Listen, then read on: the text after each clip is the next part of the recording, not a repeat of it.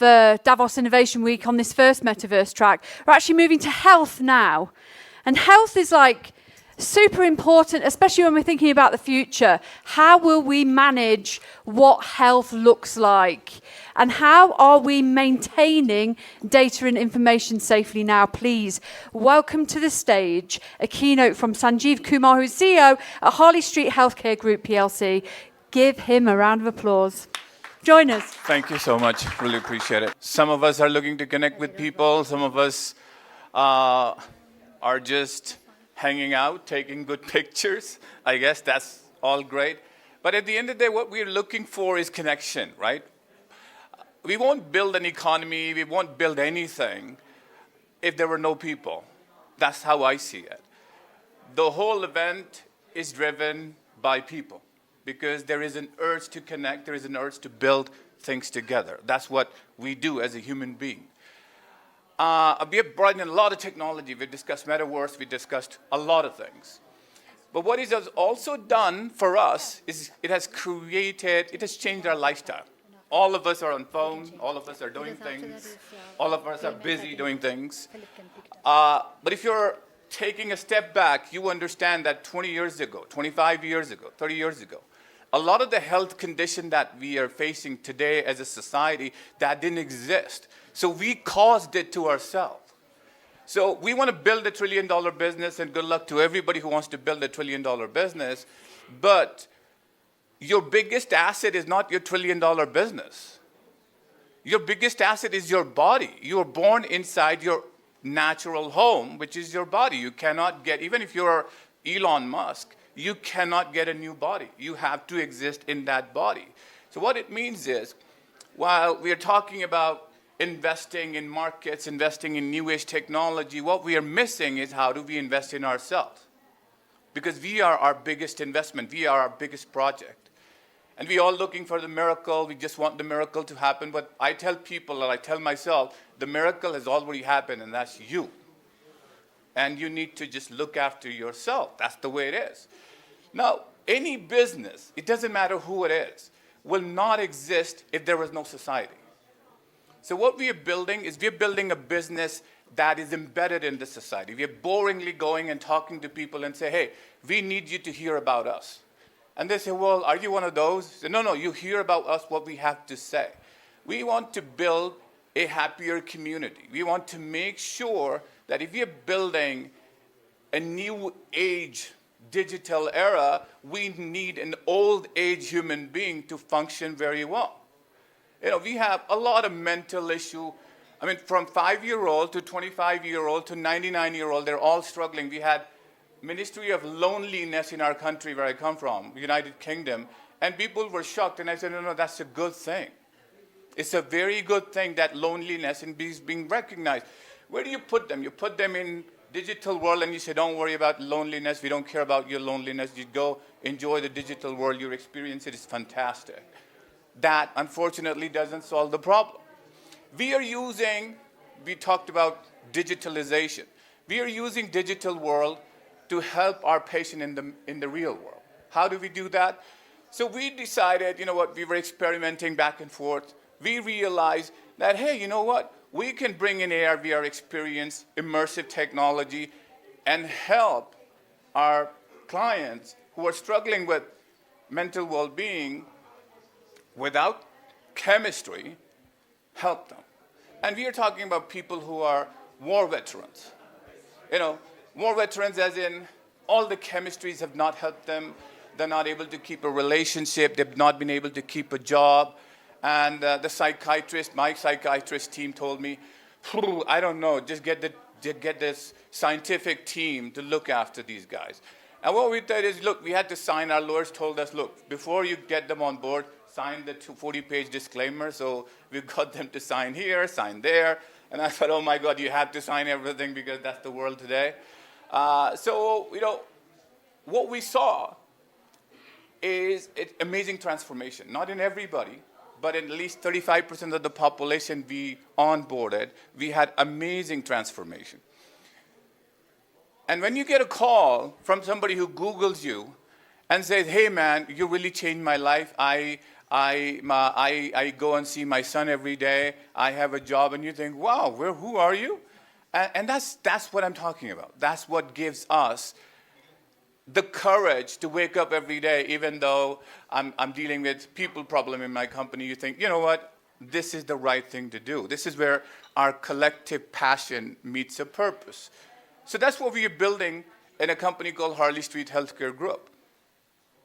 For longevity, for sustainability of any business, you need to make sure that there is a buy-in from the society. If people in the audience don't relate to a business, people will be on the phone and somebody will be making the presentation because they just cannot relate to that business. It's just not connecting to that business. So healthcare is what I would call a forever business. It's a natural hedge against recession. I can go on and on. But it doesn't matter who you are. At some point in your life, you have or will need healthcare. That same goes for your family. The same goes for your coworkers, colleagues, and the 8 billion plus people on the planet. So there are different types of approaches. People are Instagramming. They're Instagram wellness gurus. That's great. That's fantastic. But what we've seen is I blame the healthcare companies like ourselves, is because anything that cannot be proven clinically, we think, oh my God, regulators will kill us, just let's not touch it. Just don't touch it. Because we are heavily, heavily regulated. Because if you're injecting something in people, the regulators want to be very, very sure you're doing the right thing. And then you have all kinds of wild, wild west scenario going on in the name of longevity, in the name of whatever you have it. We've been doing longevity under age management for almost 20 years.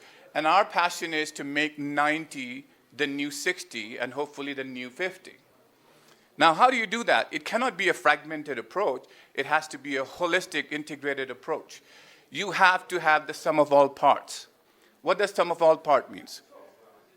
When we were mapping the entire healthcare journey of an individual like all of us here, I realized that we are a complex entity.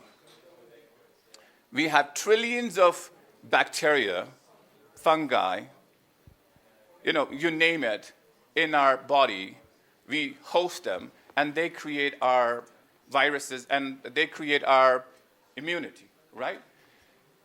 So, you have different organs coming together. You have a digestive system, you have a neural network, you have a mind, you have a liver. All of these things come together to build a human being. And you need 9 months of incubation, thankfully, to create a human being. And that's the right thing also. So what has happened in healthcare is we got very specialized. And that's where I think we got it wrong in Western medicine. We got specialized this, specialized that, specialized this, and everybody's thinking, oh my God, then COVID happened, and people are saying, phew, how do we deal with this problem? Because we have capacity problem in public health system. How do we solve a problem? And that's where people have started talking to us, because apparently all of a sudden we became an expert in the industry. Why we became an expert in the industry? Because we were telling people, look, I think we will take a risk. We will go with an integrated approach. I had to lobby my own doctors, my own clinical team to go and say, look, we need to build a holistic system, an integrated system. So what we've done is, as I was saying, by mapping the entire healthcare journey of each of us, because it's personalized, we realized that, you have to have an ecosystem approach. And what is that ecosystem? You need to bring in the best of modern medicine that we have developed. And modern medicine is very good at treating ill and sick people. Let's put it that way. So we brought that. Then we realized technology is also very good at continuity of care, because continuity of care has to come through technology. And all of what we've discussed, we have started utilizing it. And it helps our customer. We have utilized remote care. I won't call it a metaverse type experience, but close to what metaverse could be. Instead of somebody calling somebody on FaceTime and saying, hey, you look okay, but take a paracetamol, you'll be okay. Instead of that, we've connected it to Apple Watch, Fitbit, a lot of data that we capture. And a lot of the data, you could have a virtual patient experience. So that's what we are utilizing, things like metaverse. We see what we could do, we adapt it, and we are putting it in our technology infrastructure. And then we realize, so you have the state-of-the-art medicine, you have the technology, and then it was still not working for us because we needed a very, very inexpensive way of keeping people healthy. So our focus is on keeping people healthier, healthy people healthier for a long period of time, delaying the illnesses, right?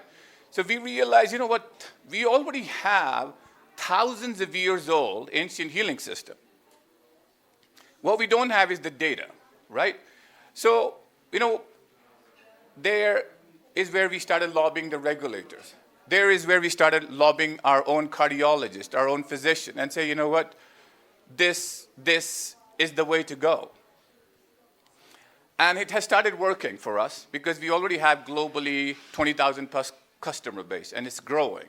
And we have some very, very important clients, and we also have clients who are doing probably ordinary jobs. But I tell them, look, doing ordinary is what makes everything extraordinary, right?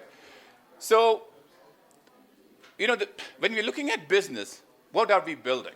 We are building a business that as an investor myself in the business, I have shareholders. I want to make sure that the investor creates a return. And we don't know if it'll be $1 trillion business. We don't know. Will it be $100 billion business? We don't know. But what we know is healthcare is a must. It is already an $8 trillion market size in terms of overall market size. And then you have the wellness ecosystem, which is over $5 trillion. So what we're doing as a healthcare company is connecting into all of these things that gives us the growth. And we are becoming untraditional healthcare company because people have called us. One of the guy I met yesterday in Financial Times indicates this is a very untraditional. So I said I'll steal that idea from you. Harley of London is as a brand which is also a tribute to City of London. Why I say that? Because I want to build something that lasts. And City of London has lasted for 2,000 years. It has seen recession, fire, everything, you name it, and it keeps coming back more diverse, more successful, more dynamic. Question mark, Brexit, we will see. Hopefully we will make that as well. That's why we're in Davos. Yeah, that's why we're in Davos. So just 50 seconds and I'll end. Please. And we'll take questions. Thank you. Look, so why we are here is, first, we wanted to connect. We wanted to talk to people. We wanted to tell, hey, this is what we are doing. There is a healthcare company that is passionately invested in the well-being of our people. And it's a long journey. And we are hoping that by continuously telling our story to people, people will start looking at us. Hopefully people will copy us. We want people to copy us because at the end of the day, we are after one thing, which is, okay, it's a huge marketplace. We are looking at 8 billion plus people. So even if we get small share of it, it's fantastic. And let others deliver what we're delivering. And that's the aim of the whole keynote speech. And I appreciate it. I'm happy to take any questions. Give Sanjeev a round of applause. Thank you. Thank you so much, guys. For this $1 trillion business. Does anybody have a question? I have room for just one.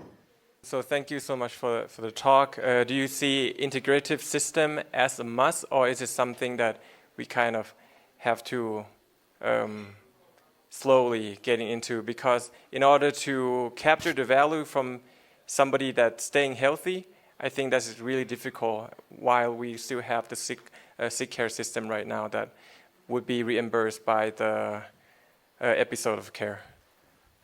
So this is, you said something that is that I relate to. What we built for ourselves is an industrial sick care system, right? And what we are building is a very personalized, precise, preventative care system. You need the sick care. You definitely need the sick care, but you need to build on top of it. And that's what we are offering. And that's why you need an ecosystem. You just cannot fix it with one or two things. You need the wholesome approach. And that's why you need the clinicians to come in. You need other practitioners to come in. And you need to say, you know what, Clinicians, you don't know everything. We will have to take a bit of risk, and we'll bring in other people, and that's what we are doing. You know, as a chief visionary officer, I changed my title. I said I don't want to be a CEO. This is a vision, and let's just make it happen. Let's just execute it. Thank you very much indeed. Thank you so much. A visionary. I'll be happy to talk to anybody who's interested. Yeah. And with that in mind, thank you, Sanjeev. We're back